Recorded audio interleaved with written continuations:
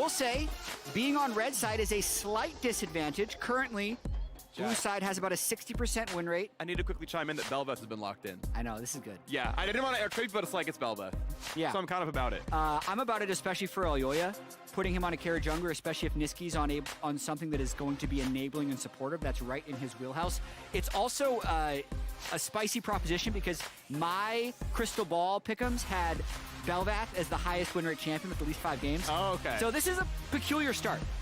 Yeah, mine was Neela. She is 0-2. So, like, the pick rate is about there, right? Where it's once in a while. But that is up against Sivir Yuumi. If you're willing to play engage the bot side, and enough where Spell Shield won't just lock you down, so like a Leona, an Alistar, you can punish this lane. Yuumi does not have the selfish peel good enough to keep Sivir alive.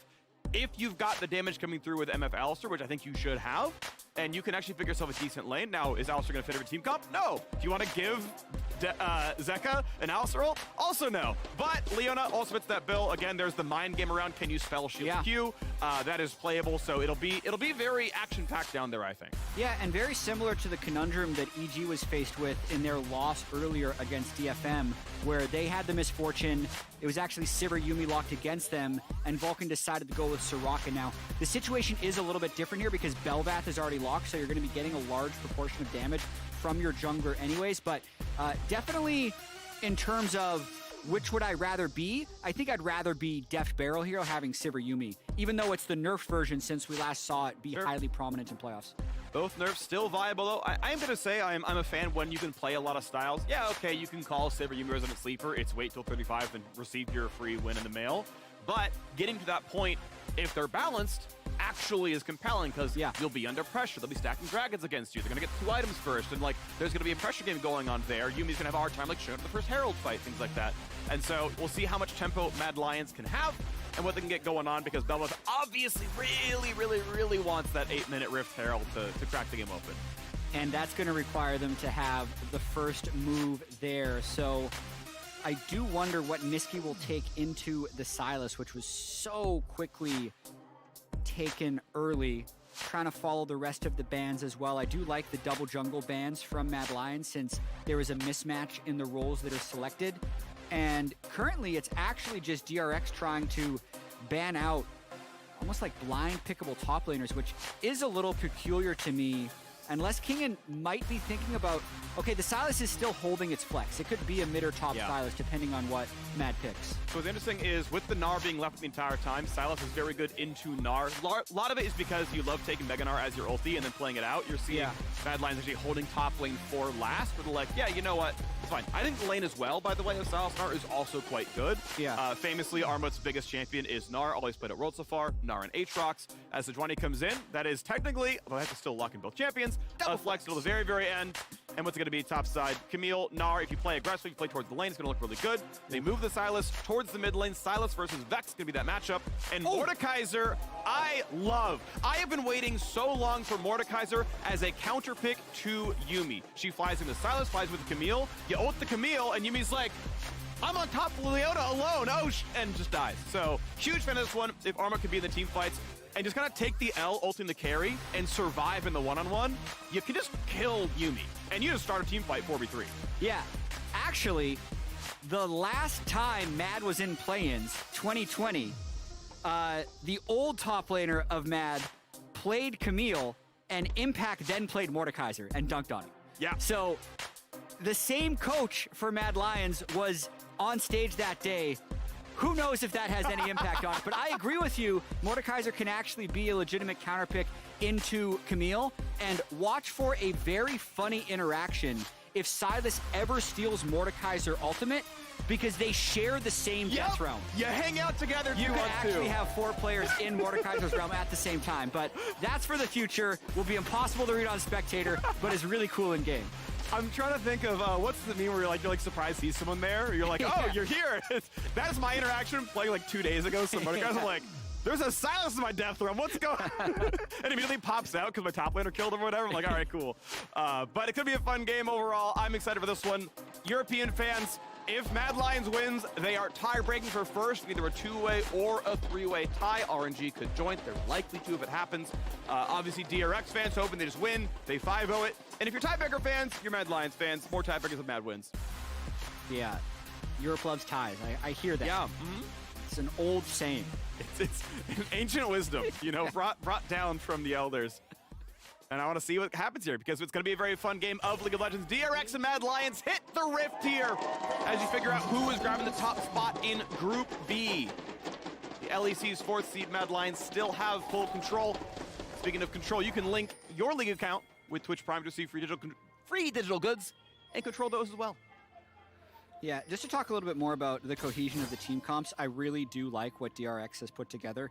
I think anytime you draft Sejuani, it's best to draft it with 2 melee champions in your solo lanes. It just makes your skirmishing so powerful. I do believe that if any 2v2 happens that is either jungle mid or jungle top that is somewhat neutral, the champion combos with Sejuani will win that. So it's going to be very difficult for Mad to gain early control in either the mid or the top lane. And then that moves you towards, okay, if Mad wants to try and make a play, let's go bot lane, which would be their best chance, but Sivir can play very defensively if needed. So I really do, I think the way DRX is going to play here is look to control the top side, just let Def get CS, and then that'll make them strong enough to also control Rift Herald at 8 minutes. So I actually really like what DRX has, and I think Mad needs something kind of uniquely good to happen in the early game to have an edge. Interesting start to this game as it is a late invade towards the bottom side as Sejuani was getting nearly a leash. She would actually have been chunked out. Elyoya, you don't love starting red buff. You always start Q and you want to get the 4 hits off on Raptors. It's like your fast way to level 2. Yeah. Has to smite the red. He's going to be okay, but we'll see how much counter juggling happens with Sejuani. No one's for sure this has happened. Yeah, I do like starting red if it's not yours. And you're able to start with the opponent's red. But that is the danger, right? Because this, I think that a cross by Sejuani into the red buff of Bel'Veth could be advisable, but based on the way Niski has controlled this mid wave, as with early push, actually makes it impossible. So that's actually, to me, a really good start by Mad. And Orsa pretty well takes the 2 easily taken camps. Going for Krugs is a bit of a risk, to be honest. So now clearing this one on Vision. Unless he poached some XP from mid. He does get level 3 because this is an XP poached from mid. Normally, Raptors red is not that level, but extra clear speed feels pretty good. Sejuani slinking around here with the wave pushed in. Again, knows that Bel'Veth went towards red. He's gonna try now, stun lands into Niski. Has the fear available, aims it towards Pioshik. Force him to sidestep to get away from it. He actually buys himself an extra second or so of time. He's forward, though. He's going to have to flash this one. So a well-done gank. Niski plays it out nice, but the flash is still forced. Yeah, but he ultimately just needed to buy time for his jungler, which he has successfully done. Bel'Veth here is the carry, not Niski. He can also teleport back and prevent a blue buff take by Pioshik. So I think overall, very well played by Niski. Obtaining the mid prio, dodging the gank, and just letting Elyoya farm. Yep, 2 camps lead right now for the Bel'Veth. Sejuani about to get... He is now flash scuttle. Yeah, and this makes it a little bit scary because you can always Q flash, but Zeka, with not a minute to follow up in any meaningful way, I don't think there's a chance that Niski dies anymore. Zeka will need his first recall before too long, and unfortunately, I don't think has enough farm to finish Lost Chapter. Every mid laner would love to play a lane long enough to get a Lost Chapter recall. Yeah. Zeka, though, I think needs the mana before that one, so we'll see what he gets, but it won't be a ton. Yeah, I give very high grades to the way Niski has played this early game. He's absorbed 2 jungler ganks, is only down about 5 CS, and his flash, but also has match TP with Zeka, so very well played on the Vex so far. Yeah, he's given Bel'Veth a 3 camp lead. That's the big thing, right? It's 4-7 right now, and she can take her own Krug still. She can get Raptors when they respawn. That is what you want to be here on this champion. And usually does build somewhat damage. Looked at like all-time pro sets for Bel'Veth. There's under 100 games across all leagues. And it's usually Blade of the Ruin King, about half the time Kraken Slayer, and you go things like Death Stance. It's not like the Dead Man's Plate stuff, like the tankier version that we see like from Viego's. So yeah, it is going to be a damage champion. It is going to be a carry, and it's going to be about Elyoya being the difference maker. Yeah, double CS at the moment, even though Sejuani will quickly ramp that up since Sej has been back to base, and there's still no recall yet from Bel'Veth. I also think, other than that, like the game has gone very much the way you would expect it to.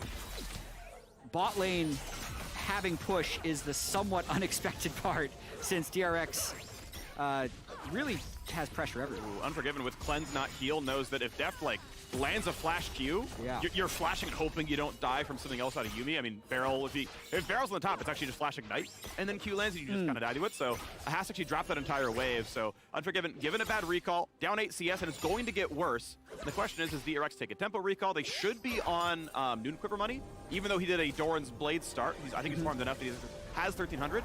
So this is actually a very good recall. I would like to listen to Dragon Control. I'm always a big fan of, okay, our bot lane has infinite priority. Start the Dragon stacking early. It takes half a turn of your jungle to get it. We'll see. Noon Quiver, Control Ward. DRX just have infinite control of the bot lane. Yeah. Freak, looking at the Bomby Cinder by Mordekaiser, I know you're a Mordekaiser enthusiast. Yeah, big one. What's your review on this is the first item? So it's the more common version. I like greedy AP builds where it's like Riley's first and they can't get away, whatever. But this allows him to say, look, if I'm just taking the carry away and making sure that I don't die, and if I take the strongest guy, let's say there's a 6-0 Silent, like, well, I'll just tank him. We're 4-4, I live, and we come back and it's great. Yeah. And he has the QSS tax, which kills his gold lead. Right. Like, I can just build tank and it's chill. Sunfire or Iceborne Gauntlet are both relatively common on him. Iceborne keeps them in range so you can land the rest of your stuff. It makes your E land really, really commonly. Sunfire just is a decent bruiser item. And most Mordekaisers are doing like Sunfire Demonic or Sunfire Ryleys. That is the common build. Right. So yeah, like the dude goes for here, and that's fine. It's like pretty risk averse. You're kind of chilling, and it's not a bad build by any means. Yeah, and what would you say? This would be for, like, I guess, Mordekaiser people that wanted to play him in solo queue. Great. Riftmaker first if the other team has a tank support like Nautilus. Because then you just kill that tank support at the start of every fight. So almost guaranteed. So I actually, as a Mord enthusiast, I'm a Mord jungle enthusiast primarily. And it's like, I love just taking their support because it's a guaranteed kill and it feels good. And yeah, Riftmaker, Demonic, like you just kill them really easily. But I actually started watching like GM and Challenger Mordekaiser junglers, and they like exclusively take the carry. Like there's a game where there's a 6-0 Draven, he's like, I rushed Thornmail, and I just sat there the Zhonya second, was like, win for me, everybody! Interesting. So I now know what Flowers feels like when he sees Skarner games, because I have like 5 more minutes of Mordekaiser stories. Like, this champion is fun. Yeah, I think he actually is quite versatile. This is a very standard sort of average build. Got it. And also you can see a back-to-back red buff invade by Elyoya. So the game plan of let's get Bel'Vath a lot of money is so far working very well as he crosses mid lane looking for something. Knockup, good sidestep by Zeka. That would have been a little more damage, and you can see Elyoya, if he lands the knockup, presses E, gets a couple hundred damage out of it, doesn't get much more out of it, so off he goes. There is actually choice in Bel'Vath's skill order, by the way. He is doing Q-Max, which lowers the cooldown of his dash, but E-Max is very well represented as well. It is the higher damage build. Less mobility, sure, but Emax and Bel'Vath is actually completely reasonable as an option. Just not what's going on here. Deft spell shields it, no movement. Yeah, interesting actually that Bel'Vath is starting up Rift Herald right now. It's all about the reset timing. Zeka was just back to base, and so is Piosik, because they have no bot prio whatsoever, but they're kind of making the bet that Deft or Barrel aren't moving up, and they can just take this. I think this for a lot of reasons, actually. This is really nice. Yeah, it's not only mid-prio, which is obviously great, but Mordekaiser 1 kills Herald so fast. The passive is one of the best, like, damage caps of jungle monsters, where, you know, percent health damage is capped on jungle monsters, right? But, like, Mordekaiser is a very generous cap, so he burns that stuff really, really fast, and if the jungler does show up, just ults it, and Elyoya is guaranteed the smite. It's one of the powers of playing more top set of jungle is you can just guarantee get rid of the smite. I don't see Sejuani rushing QSS second item, or I mean certainly not first, but I doubt it second either. And just like, okay, every jungles always are, so we do indeed get the 2-minute Herald play, or the 8-minute Herald play, but the very early one, right? It goes to Elyoya, he's ult for him, and he's gonna pop off. And it also kind of does not play to the expectation of what I thought a Sejuani comp would be able to accomplish. Like, Piosik was unable to get any early skirmishes with Camille Sejuani or with Sejuani Silas to be effective, and they weren't able to take top. Like, I think usually with Sejuani double melee, you can usually control the Rift Herald, but that wasn't what happened. He was set pretty far behind by the early shenanigans of Elyoya taking his red buff twice, and wasted so much time getting Niski. He was just so far behind the pace that they couldn't even think of contesting. Well, we are onto the Ruin King, into the jungle. Good flash out by Niski, dodge the rest of the slow as well, and a nice attempt. DRX shove a couple of ultis in there. They force a much longer cooldown, but right now in a power trap, missing 2 big teamfight power ultimates, means that Mad Lions actually probably have control over the map overall. Hold that thought though. Elyoya with ulti form says, I will take this fight, jumps into the knockup, even with a Yuumi around, takes an ignite to his name and is like, I'm ult form Bel'Vath, we're chilling. Yeah, it did give a window for Unforgiven and Kaiser to push bottom finally. They've been getting really pressured under their turret. But it ends up kind of being nothing much to write home about. Yep. Small gold lead for Mad Lions, fighting for the top spot in the group. Yeah. High break with DRX, maybe RNG if they can win as well. Mad Lions looking to make that spot into the group stage happen and off to a gold lead. Big lead for Armut. Mordekaiser into the pool. Looking at, actually, I had his stats up. Hadn't even played it all summer. Obviously not at Worlds yet either. So digs it into the pool and says, hey, this is actually the time for it. Glad to see him play it. He's doing very well. Sunfire is done. This is the very standard option as the Aegis comes across. Expecting Demonic or Riley second. Yep. You can see full tank builds if he's just there to siphon someone out. We'll see what comes out of it, though. But looking at this game, I wouldn't even mind getting rid of Sejuani, but we got to fight, of course, in the top side there, Kingen. Gonna go ahead and find his first couple of stuns. The 3v1, the fear's gonna land the damage. Should it be? There it is! First blood comes through the jungle, but the TP coming across.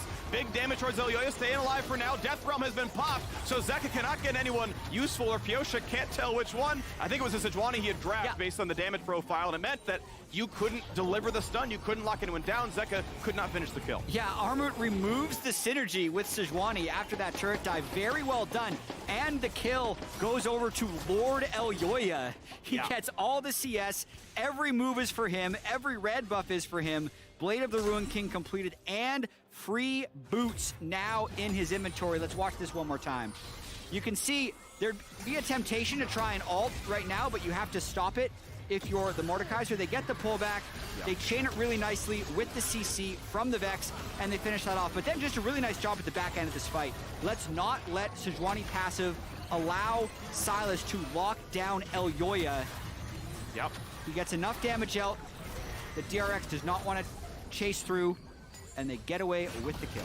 And I would guess that Zeka is Q-Max on Silas, being that he's into a ranged matchup. You can't really easily spam the melee range W. Like if you're a Kali, it's probably W-Max. Yeah, so it's Q-E-Max. I just looked over at your screen. So the repeatable low cooldown damage isn't there, which means Elyoya actually should feel very safe when slightly isolated because, you know, it is a lower DPS build. It's way through its push power and whatnot. It lets you play a melee range lane, but now with the Herald being summoned up, it'll be shared across the two. You saw Kaiser backs up far enough away to not leech local gold. So all 5 plates go over. First turret, local gold goes over. Actual turret, local gold goes over. Shared between Armut and Elyoya, who are just going to be huge carries in this game.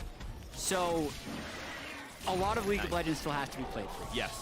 But this is now a 2,400 gold lead for Mad Lions, who, if you look at the top of your screen, are 3-1. DRX is 4-0. Yeah. So if that 3 turned into a 4 for Mad, and the 4 stays a 4 for DRX, as Deft is maybe getting a solo kill. Next Q, a couple seconds, has to flash. Good play by Deft, able to sidestep out the ult. You knew he didn't need the health bar anymore, and yeah, honestly, even then, you just instant cleanse it and get out. So well played all sides, especially though by Deft as he gets pressure on the bottom lane, and now at half health, he's like, I'm fine against Lethal. Yeah, Deft is going to be a problem. I think this is what we're learning. Yes. But if Deft is not able to carry this game, DRX will go 4-1, Mad will be 4-1. That would guarantee us at least a tiebreaker here. Just winning a best of 1 in the single round robin doesn't automatically make you greater than the other team. They still have to play a tiebreaker after. Niski looking like he's dodging another gank. Oh, I think flashes down for like 20 seconds longer, gets stunned up, kites away, the fear lands, and Elyoya is here!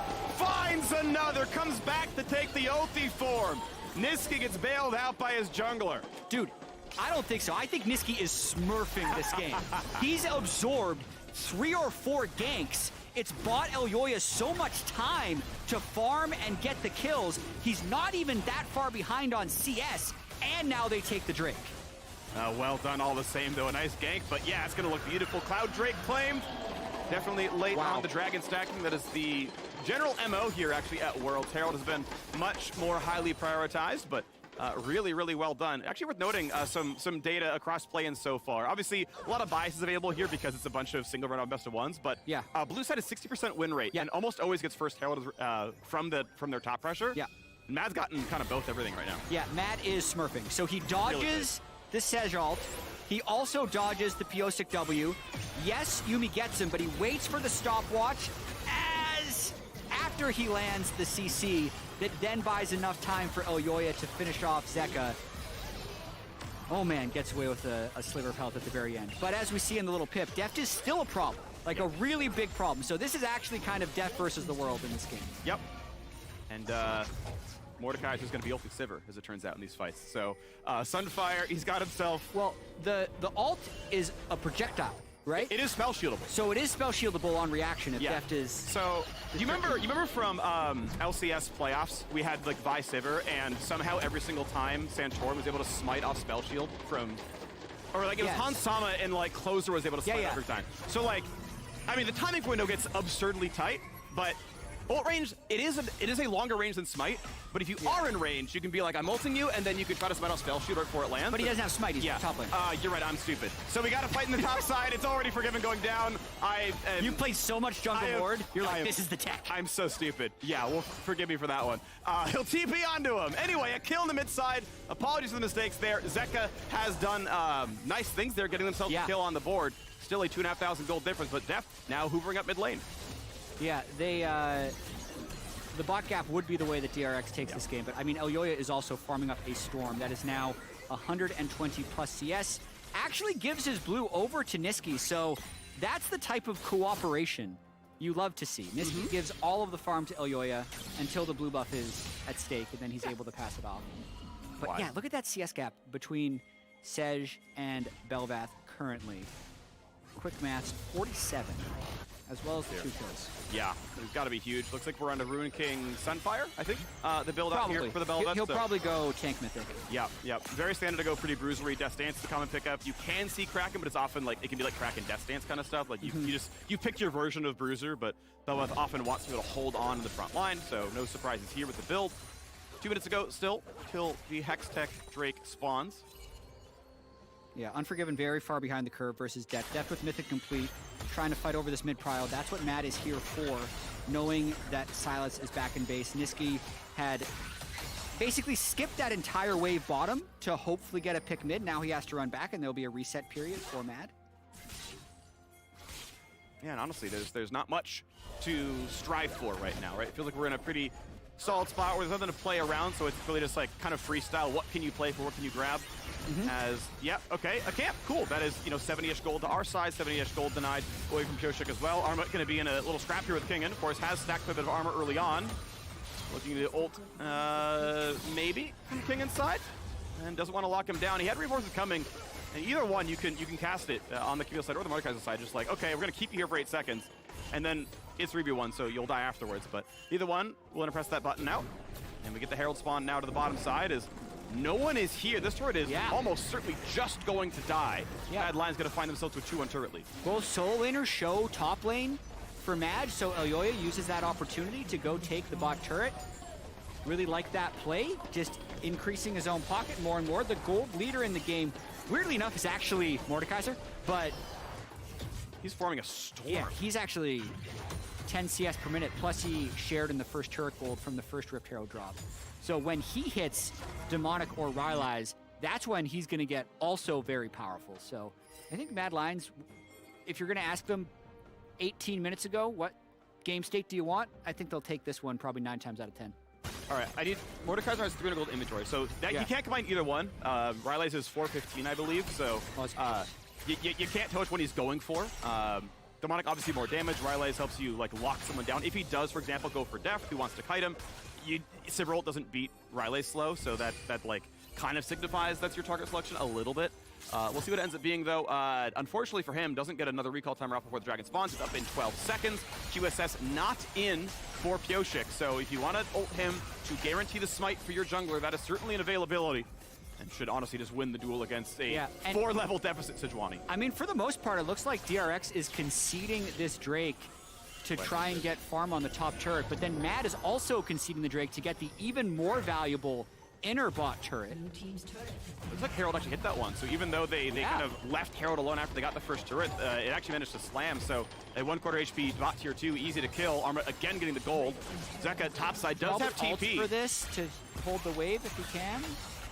No, okay, DRX doesn't even decide to dive. Wow. You can see that Luden's hitting really hard as well. This is kind of the standard Yuumi build that I'm seeing now as well. The poke in the mid game is so high, and there's no sustain as of yet for Misfortune. The Aegis build path is in the inventory indeed for Elyoya. I don't think any other tank mythics go out of the Aegis, so gonna be on Sunfire. Second, level 11, transforms again off of this dragon kill, and looking really good here. Man. DRX saying, you know, yeah, we're too far behind. It is demonic, by the way, so that is the more frontline focused option here out of Mordekaiser. Yeah. So it leads me to believe he's probably going for the Camille or the Sejuani in these fights, most likely. What are we watching, by the way? Like, if Mad Lions pull this off, if you mentioned something in the start of the game, like, it is actually possible. And I know we're looking really far ahead, but it's actually possible for Mad to be a quarterfinalist for Worlds without winning a best of 5 the whole year. Yeah. Because what that means, if they win this game and then also win the tiebreakers to actually get first in this group, that would put them in the group stage. Yeah. In which case, you do well in the group stage. You Best also of ones. They're just the best of one's guts. By the way, best of ones did get LEC first team All-Pro for Elyoya, for Niski, for Unforgiven, for Kaiser, for 4/5 of their roster. The one guy who didn't is actually the gold leader in the game at 8,600, which is Armut's Mordekaiser. So, winning best of ones? Pretty good. Pretty good. Pretty good. Yeah, turns out format for LEC pretty good at making the deep run of Worlds. Looking pretty solid right now, but Unforgiven, careful, a lot of fog of war. That was almost a dangerous wave to go for. Pioshik theoretically could have gone for like the Q-ult, but with Cleanse being up, it's not much of a play, so nothing going through, just taking the waves, just chilling. But we are on 2 full items now for Deft to play now into the left side of the map. The dive on in, Elyoya gets the kill, ulti over the top, and a flash away for Deft, but Barrel dropped at the same time. He was over the top. They're just going for and he Bear. couldn't find a new player. They have demonic Mordekaiser it's and a fast. Belbat. This thing is just dead. This is that so incredibly fast. MF on an item is good enough.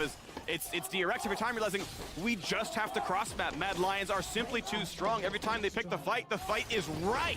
And look at that, a 22-minute Baron. Mad Lions careening towards first place in the group. I cannot say enough good stuff about Niski in this game. The LEC MVP for a reason. It's not always about having all the resources for yourself. It's about doing the right things in game. So he's 20 CS down. He's got Elyoya super far ahead here. Elyoya makes the primary initiation, and Niski over the wall here with the ulti also tags the Yuumi. He tags Barrel's Yuumi before he can hide, gets them the second kill, which then I think makes that Baron uncontestable. Amazing play. That was really, really big. Those 2 kills meant so much right there. Obviously, no Smite makes stuff in the first place, but yeah, 4v5, you can kind of contest sometimes with a 2-item AD carry. Not going to happen here. So mid now under fire. Looking for their 4th turret of the game. Top tier 2 not to be killed just yet, but mid obviously pretty low. Arma sticking with the group to make the siege happen, but has to realize that Camille is splitting the top side. Will be poaching the Krugs down as well. So Kingen, doing what he can to get his farm back up, actually has taken over the CS lead of top lane temporarily. Yeah. As we're getting the Thornmail coming through now for Arma. Yeah, again, looking to just tank somebody out and not be the major carry, because Elyoya pretty much is that. How many minions can Deft kill? That is the new minigame for DRX. Yeah. Ideally, they would have been a lot more active in the early game with the Sejuani and the double melee top side, but now it's all about being a front-to-back team comp. Pioshik needs to be within auto-attack range of Deft so that when Mad does hit the Sejuani, Deft is able to fire through. There are relatively short ranges on Mad, so if they don't have a clean engage, Deft's ricochets can do a lot of damage. But at this point, that's a pretty rose-tinted take because Mad Lions is very far ahead in this game. They're doing so well right now, Niski. Getting a couple of wards down to the bottom river as it's just Mad Lions owning that one. We are under 7 minutes from an Ocean Soul here as well. Mad Lions Baron buff will time out. 2400 gold on the Red Bull Baron power play, but will time out. They're going to take their, looks like, final resets. T-minus 1 minute till Drake spawns. That is usually the call. You can greed if you have TP, where you can recall at like 15 and then just like finish a mythic or something or some kind of big item, then TP in instantly. But for the most part, if you're going to walk, use your own legs, recall it 1 minute, get back out of the map, make sure your waves are good, get your wards back down. And with the gold lead, I can't see how DRX should be able to contest that. As long as Mad Lions play it correctly, any fight is just theirs. Yeah, I completely agree. I think DRX needs to wait another 5.5 minutes at least. And even being up here is risk of kind of losing the game if there's a clean engage by Kaiser. Also just want to say I really like this team composition from Mad. Yeah.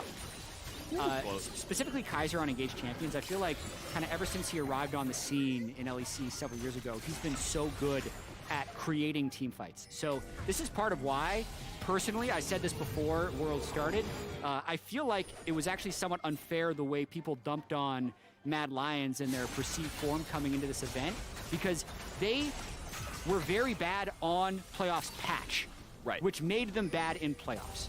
But throughout the regular season, they were the first place team. I think in a world where Nisqy can not be locked into control mage matchups, where Kaiser isn't locked into playing in a Chanter, they are just a completely different beast. And I think they're showing that in this game. Looking good right now. Elyoya finds himself his third Drake, and it's looking very good on a 5,000 gold lead. DRX gonna keep trying to get what gold they can. And they have found 3 turret kills. Like, to their credit, the amount of cross-timing DRX has done, I mean, this game has felt so absurdly in control. The gold lead is only, in air quotes, 5,000. Okay, it's 5,000 and 3 Drakes. That is a ton of power. Ult's gonna keep him outside the Baron pit, so now Kingen is gonna guarantee be locked down. They're gonna get the whole squad around him. When he comes out, he could flash the wall. Will try to do so, but I think he has it too early. I think he was still in the death realm, and that picks up the kill. Misplay there by Kingen, and you could see just the demonic and Sunfire, once those things really get rolling. A lot of damage. It's a lot of damage, and it's a perfect, we gotta get the CS up right now. It's too perfect. 200 to 100. It's the perfect CS double. Oh, it's gone now. In jungle? Yeah, that would have been the Elyoya Horizon, I think, where he's exactly 100 CS up and also being double the CS of the other jungler. But they're going for a fight. Yeah, 6-0 objectives. Don't keep that one too far away as well. Piotr forced to be flashing away to stay alive. Kaiser will survive the tower. Yuumi wants to put the ulti on, but not enough in time. Almost kills him, but not enough coming across. He will survive it. Teamfight looking pretty good. Arma forced to flash to safety. The chase on in. Zeka gets one, and he's got a Yuumi in the pocket. Could they get more? They jump on in. The bot line's in danger, but Deft is down. That means Zeka pretty much left alone with a pocket cat. Kingen, Kipi's back in though, looking to make one happen. 3v4. Yuumi heals. She's got plenty of mana still. How good do the recalls look? A quick slow into Elyoya. A little bit of poke. Soon the fear available for Nisqy takes some more. This could be the damage game-deciding from fight right Prowling here. Projectile. The squad is here. Unforgiven is low. Here comes the push on in, and Kingen has to ult to safety for a little bit of time. They shut down Misfortune with the Prowling Projectiles. A dive in for Zeka gets a second, and the health bar is going to be too much now. But the stolen plan, however, abscond of Duck takes one down. 5-8 and kills the gold lead. That little bit closer. Oh, this game just got so interesting. Whenever Yuumi gets a fed bruiser, it multiplies the power. And Zeka just got massively fed.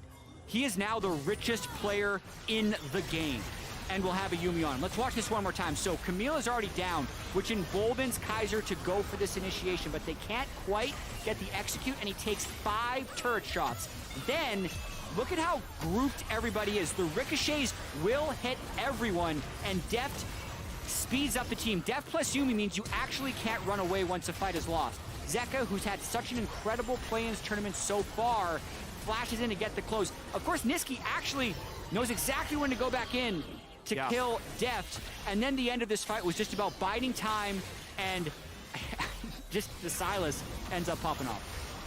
It's so close to killing Kingen here as well, right? Down to about 1,000 HP, finally gets the ulti off to push them around, but now the fight continues on, and Piotrek just so incredibly low. Belwith putting out so much damage, but Kingen got onto Unforgiven and solo kills the AD carry. Oh my. So a 6-kill Belveth, level 15. Primary carry here. This is one game where actually, like, the AD carry is super overrated for MAD, because Belvath Mordekaiser is plenty of damage, but they can't just lose like that. Kaiser, Deft.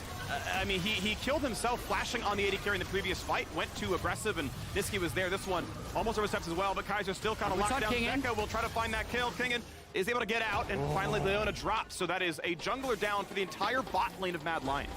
Such a tense moment in the game right now. Arguably, it has flipped into DRX's favor as they have won back-to-back team fights, but they are still 3 dragons down with the Ocean Soul spawning in a minute, and Mad will have 5 people alive for that. Looking at the gold, it's 13,000 gold on Zeka's Silas, and here he comes. There's the root. There's a whole bunch of damage instantly to lead it. He built armor, and Silas wanted to kill him. Zeka gonna get traded back out. Huge damage. Mad Lions, Elyoya onto 7. That's so big, though, because he has no teleport for Silas, and Armut does have teleport on Sejuani, so it will give MAD a 5v4 opportunity. They just get these recalls in 30 seconds until Ocean Drake. They need to shove this mid wave so they have a pathway into River to try and get this soul. Elyoya is so yeah. And Zeka has to walk from base 5 seconds late without TP. If Mad Lions are paying attention, basically, this shouldn't be possible to lose. All of the gold is on one man who can't be in this fight. Mad Lions DP and Arma in 10 seconds. I think it's conceded. And then you just like ult Sejuani, who I'm pretty sure has no QSS, and you can't lose the smite fight. Like, if you play it correctly, you are guaranteed Ocean Soul. Elyoya can't take too much poke. The Yuumi poke is very strong. If Def lands a boomerang, it's a lot. I think DRX should concede, though. Trinket spots him, yeah, and you can see Armut walks over. He's like, I'm going to play on that side of the map. Ocean Soul claimed, and now Grievous Wounds is required on somebody. Future Fire is on for Barrel. Yeah. So whenever he heals or shields a teammate, both his and their next spell will apply major Grievous Wounds, but then it's going to be back until his passive W is back, or his E. And it's going to be few and far between, so it will not apply to everybody unless you get a really good ulti that hits 5 on the first tick. Yeah, as of so far in this game, it's reduced 800 healing. Not bad. So it's probably going to reduce a lot more in the next fight now that Ocean Soul is there. And yeah, I think Mad Lions right now are just trying to set up at this Baron and arguably even start it. But it is, you do have to be so careful about Deft. And if I'm DRX, this is such a tense moment in the game because they want to delay Baron until they can get Death Cap on Sylas. Yeah. Ideally, they can get Infinity Edge on Sivir. If they get Death Cap on Sylas, Infinity Edge on Sivir, maybe they could be favored even against the Soul. But as of now, Mad wants to accelerate this game before those items are completed. So I like them starting this Baron right now. Again, we know that Pyosha cannot get away from the Death Realm. Zeka can actually pop one himself that he can just like drag in Mordekaiser and let his own teammate in. And he'll win that fight every time. There's no tools for Armor to survive Sylas here. So Zeka, I think, still kind of the man of the match. All right, really keep your eyes on Niski right here. If he lands the Vex ultimate and gets a good fear off, that I think is enough to win the game. But if he misses, then there would be no lockdown for Def Sivir and he'd be able to carry. This is a win right now for DRX if they push Mad back onto the mid lane because it buys them time and Death Cap is completed. That's huge. That is huge. Zeka is gigantic. He is such a massive force. Control his inventory for good measure. The man to watch for sure. On the same side, Elyoya, of course, doing incredibly as well. Unforgiven, now starting up for the Baron. And it's the pressure. It's on. The damage, of course, going to be very high if they can get everything stacked up. But Armut is playing to zone. He just ults Pyosha. They're just going to burn it. They're just going to burn down Baron. Uncontested smite. Can they get damage in time? Because the fight is coming in. Elyoya can dive in. Can he kill Elyoya? He comes out in time to smite it and stay alive for now. But it's going to be dangerous. 1,000 gold shutdown comes through. And it's only 3 for nothing. Unforgiven has to run away. Mordekaiser cuts the wave. But there's no way Misfortune lives. You may have got the Baron, but Zeka took your whole damn team apart as DRX go up in kills. And there are already minions at this turret and 5 alive for DRX. Freak, I think they might have just won the game. 30 seconds. There is so much time. You've got to find a way to buy it for yourself. Armut by himself can try. Pop the passive, pop a stopwatch, cut a wave. I think he needs to get this wave before it reaches his Nexus turrets. That's the best chance you have at living. And it means he has to play up in about 2 seconds. He's going to take some Yuumi poke, but he needs to buy them the time. Yoinks in what he can. He can't barely get almost anything done. I don't think he even got a passive on. There's no damage being dealt. He just dies instantly. And the turrets are going to fall. Respawns come in for just as important. Kaiser, do they care? I guess they'll go back to the turrets. They'll finally kill him. And the Nexus will drop. DRX gets the comeback win and secure first place. It wasn't pretty. But DRX is now undefeated in the group stage.